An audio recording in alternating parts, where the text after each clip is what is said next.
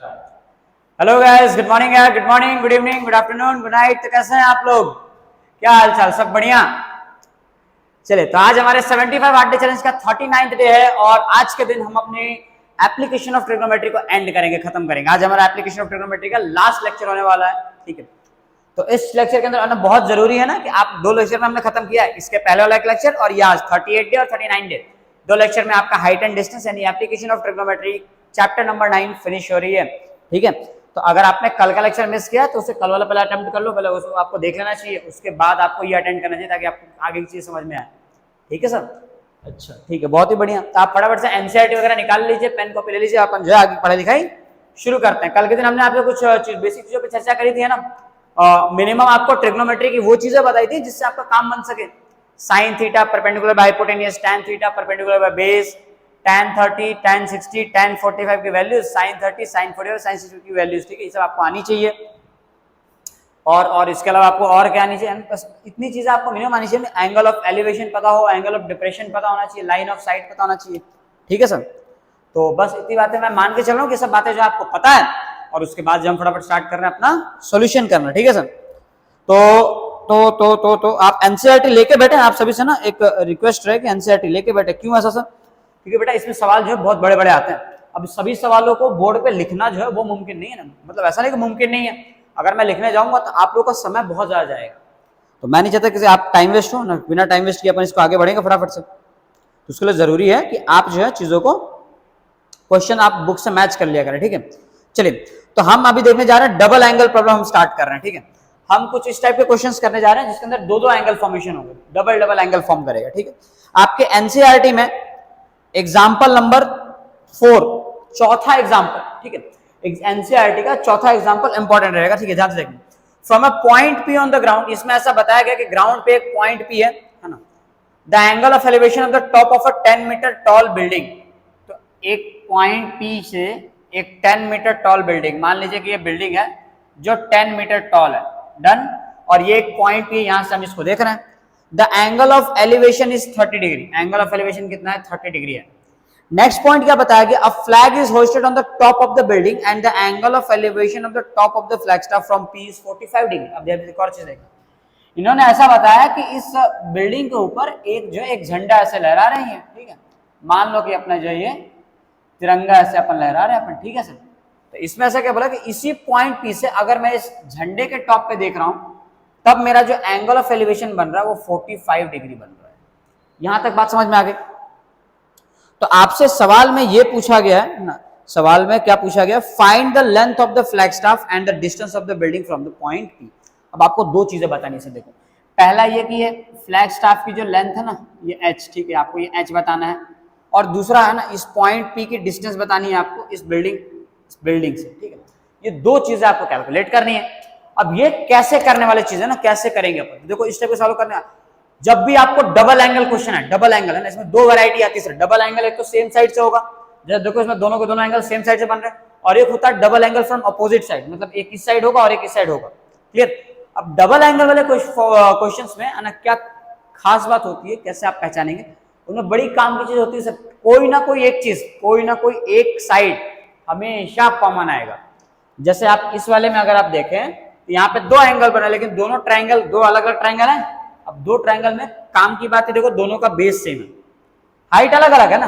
देखो ये 30 डिग्री वाले ट्रायंगल की हाइट इतनी है, 45 डिग्री वाले ट्रायंगल की हाइट इतनी है, लेकिन उनका बेस जो है, बेस वो दोनों में कॉमन है। तो ये बात आपको ध्यान रखना, बेस जो उनका कॉमन है।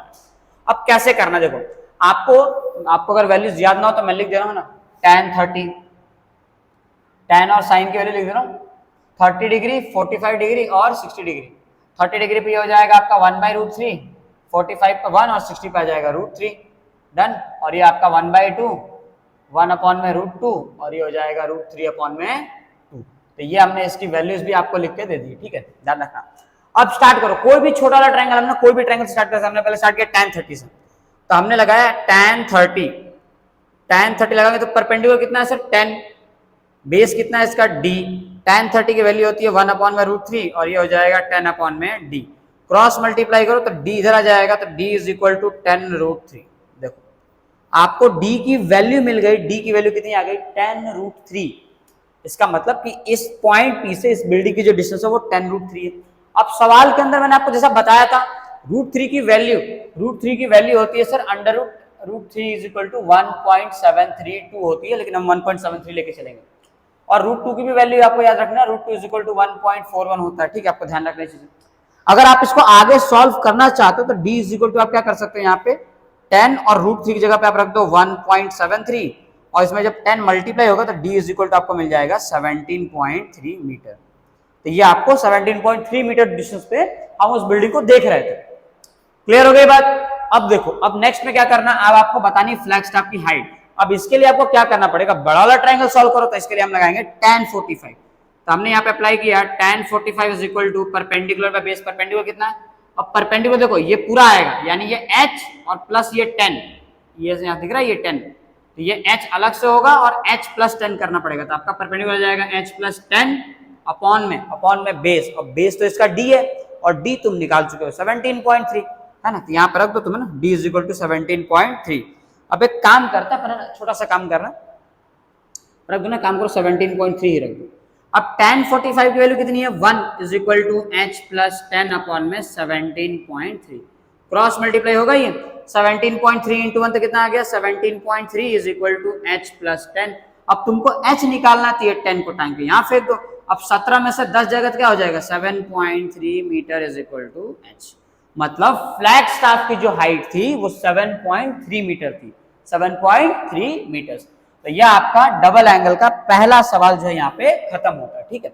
नेक्स्ट क्वेश्चन अपन करते हैं, ये आपका एग्जांपल नंबर 4 था, ये एग्जांपल नंबर 4 था एनसीईआरटी का। अपन ऐसे ही कुछ गिने चुने सवाल करने वाले जो इंपॉर्टेंट हो, ठीक है।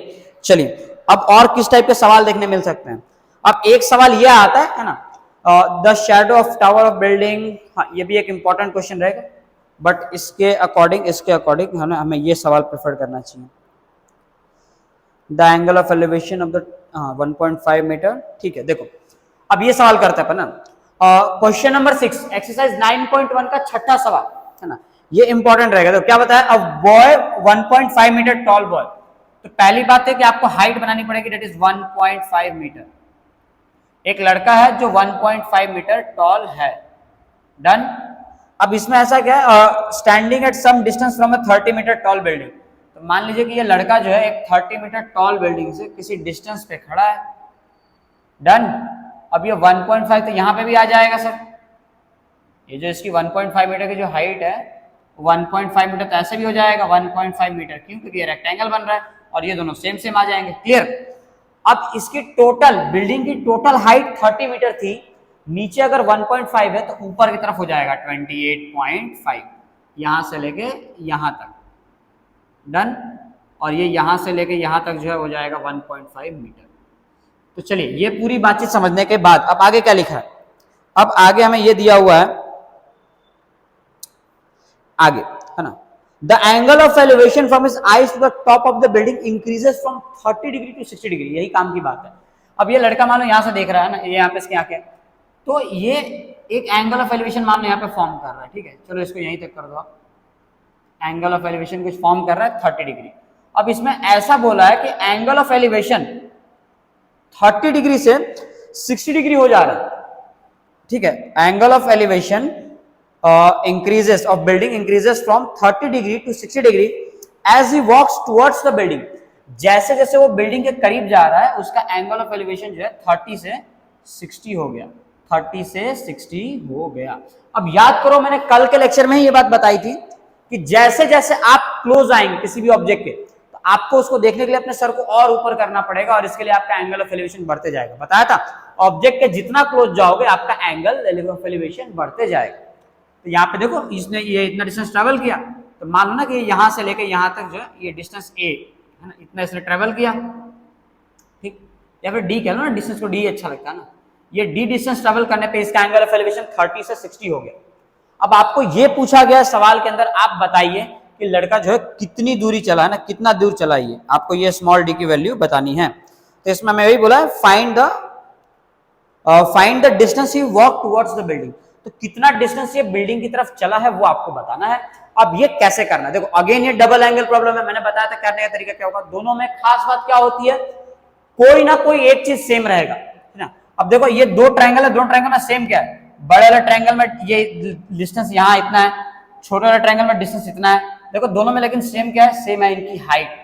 छोटे वाले ट्रायंगल में देखो परपेंडिकुलर इतना ही आएगा और बड़े वाले ट्रायंगल में भी परपेंडिकुलर आपका यही आने वाला। दोनों में से कोई ना कोई एक चीज सेम जरूर आएगी, कंफर्म। अब आपको एक काम करो, इस ट्रायंगल से अपन स्टार्ट करते हैं tan 30 से। तो हमने अप्लाई किया tan 30 degree is equal to perpendicular. भाई 30 डिग्री के अकॉर्डिंग परपेंडिकुलर क्या है, 28.5 लिख दो यहाँ पे 28.5 अपॉन में बेस। अब 30 डिग्री के लिए आपको बेस क्या लेना पड़ेगा, बेस देखो अब यहां तक तो डी है, आपको तो पूरा लेना है। तो आप एक काम कीजिए, मान लीजिए ना, मान लीजिए कि ये जो पार्ट है इस चीज को हमने कह दिया ए, डन है ना। तो 30 डिग्री के लिए क्या हो जाएगा, पूरा लेना पड़ेगा आपको। तो ये डी और ये ए, मतलब आपको ए प्लस डी लेना पड़ेगा, क्लियर। और tan 30 की वैल्यू होती है 1 अपॉन में √3 इज इक्वल टू 28.5 अपॉन में a plus D. Cross multiply करेंगे आप तो a प्लस डी की वैल्यू मिल जाएगी 28.5 इंटू √3। ये आपको पहला मिल गया। बात समझ में आ गई, पहला इक्वेशन। अब दूसरे वाले को सॉल्व करें आप। जब दूसरे वाले को सॉल्व करोगे है ना, तो tan 60 अप्लाई करना। तो tan 60 इज इक्वल टू क्या होगा, परपेंडिकुलर बाय बेस। परपेंडिकुलर कितना आ गया 28.5 और बेस कितना है, इसका बेस हो जाएगा आपका a। 60 डिग्री वाला ट्रायंगल में सिर्फ इतना ही, तो इसका बेस कितना लिखेंगे अपन, a लिखेंगे। तो इसको क्रॉस मल्टीप्लाई, देखो ये कितना आ जाएगा √3 इज इक्वल टू 28.5 अपॉन में a। क्रॉस मल्टीप्लाई करते ही a is equal to 28.5 upon में √3। अब ये आ गया तुम्हारा a। अब अगली काम की चीज आपको निकालना क्या, आपको d निकालना। अब ध्यान से समझना, ये a प्लस डी में से अगर मैं ये a माइनस कर दूं, अगर ये a माइनस कर दूं, देखो a से अगर कट जाएगा तो क्या बचेगा, केवल d बचेगा। मतलब मुझे इस वाले इक्वेशन में ये वाला इक्वेशन को माइनस कर देना चाहिए, समझ आया। तो मतलब मैंने क्या किया, a प्लस डी में से a को माइनस किया तो क्या बचेगा, यहाँ पे d बचेगा। अब यहाँ पे राइट हैंड साइड में माइनस करो, ये क्या है 28.5 √3 और इसमें से मुझे क्या माइनस करना है, इस साइड वाला। ये कितना हो जाएगा 28.5 अपॉन में √3। ऐसे आपको माइनस कर देना है। माइनस करते ही मुझे डी मिल गया, डी मुझे निकालना था। अब इसको सॉल्व करो तो वैल्यू मिल जाएगी। एलसीएम ले लेंगे अपन, दिख रहा है √3 इंटू √3 कितना हो जाएगा, ऊपर मल्टीप्लाई होगा ना, एलसीएम लेंगे तो √3 इंटू √3 कितना हो जाएगा 3। तो d is equal to 28 3 times of 28.5 minus ये कितना लिखा हुआ है 28.5 अपॉन में क्या है सर, अपॉन में आ जाएगा आपका √3। अब देखो यहाँ पे ना करने का आपको एकदम आसान तरीका बता रहा हूं।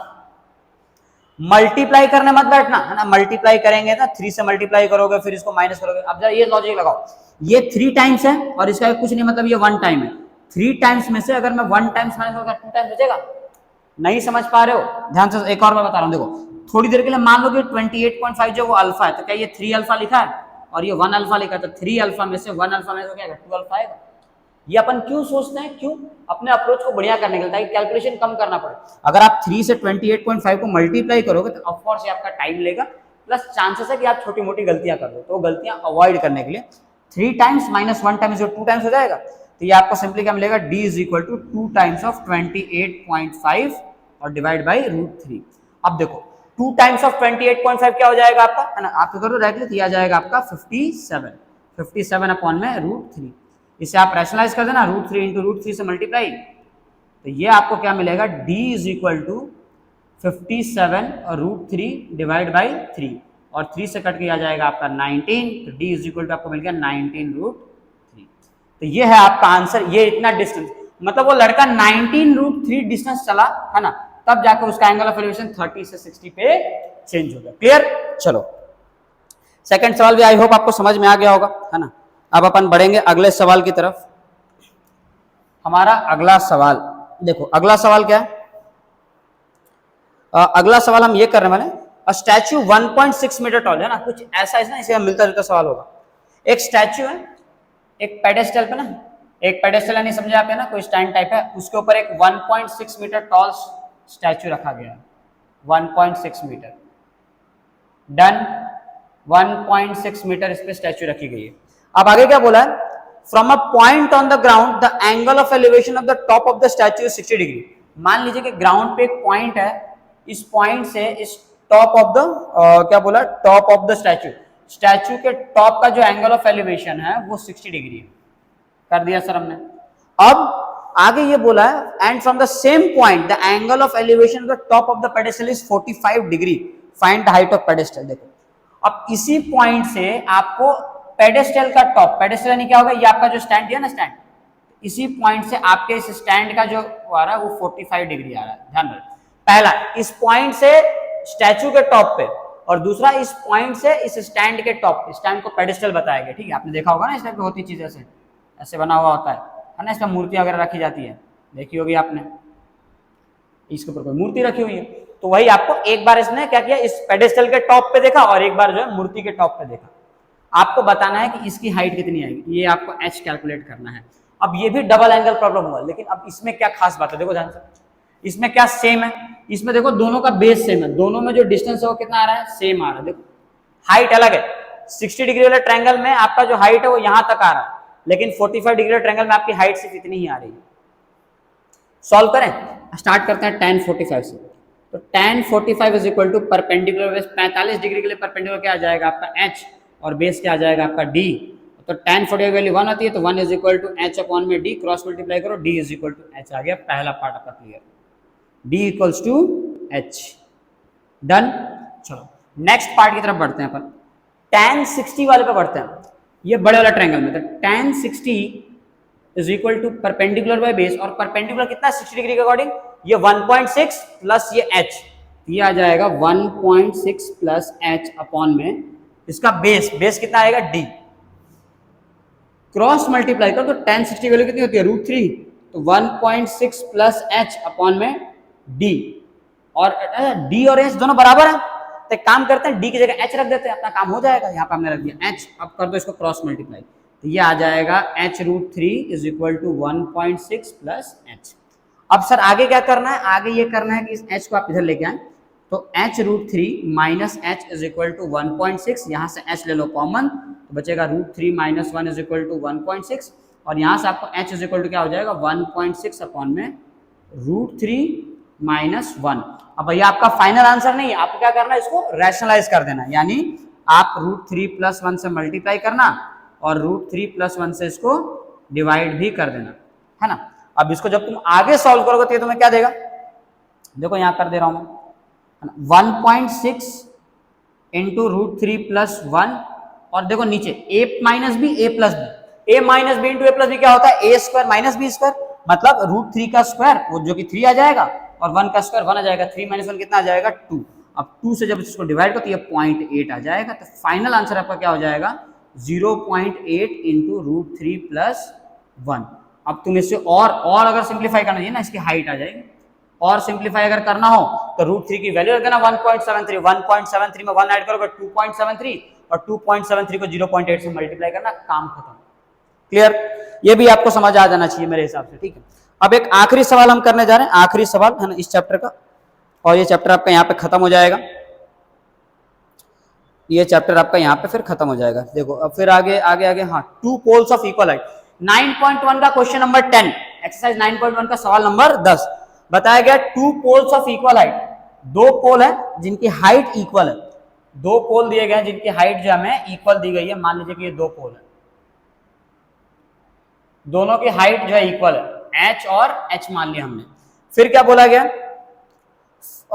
2 poles of equal height standing opposite each other on either side of the road which is 80 metre wide. अच्छा ये रोड है, रोड के अपोजिट साइड पे दोनों खड़े हैं, और रोड 80 मीटर वाइड है। ठीक है, तो आगे इसमें क्वेश्चन ये दिया, from a point between them on the road, ध्यान रहे ये नहीं बोला है कि बीच में, है ना, बोला है कि इनके बीच में, सेंटर मिड पॉइंट नहीं बोला ना कि एग्जैक्ट बीच में रखोगे आप, 40 मत लेना ना।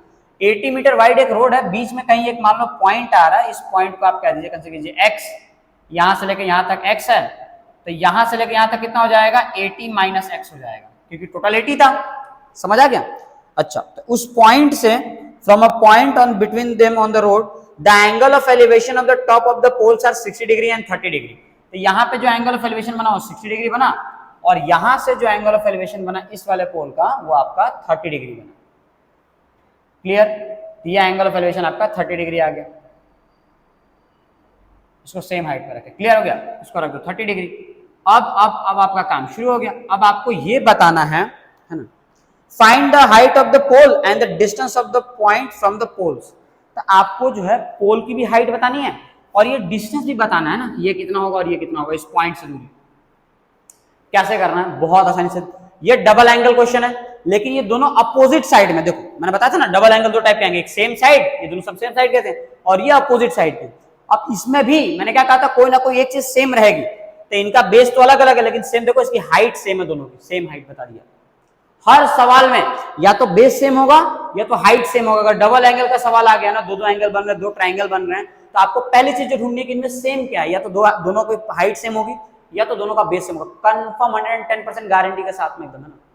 ये 10th लेवल तक की बात करो, है ना। अब मालूम पड़ा तुम जो है कोई किताब लेके आ गए, है ना, जेई वगैरह का लेके आ गए, बताओ सर इसमें तो हाइट सेम नहीं है, तो मैं 10th लेवल तक की बात करूँ। अगर 10th की तुम एनसीईआरटी बना रहे हो, ठीक है, तो फिक्स है कि उसके अंदर तुम्हें कोई ना कोई एक चीज कॉमन मिल जाएगी, तुम्हारे बोर्ड के लिए इनफ है, सफिशिएंट है ज्ञान, ठीक है।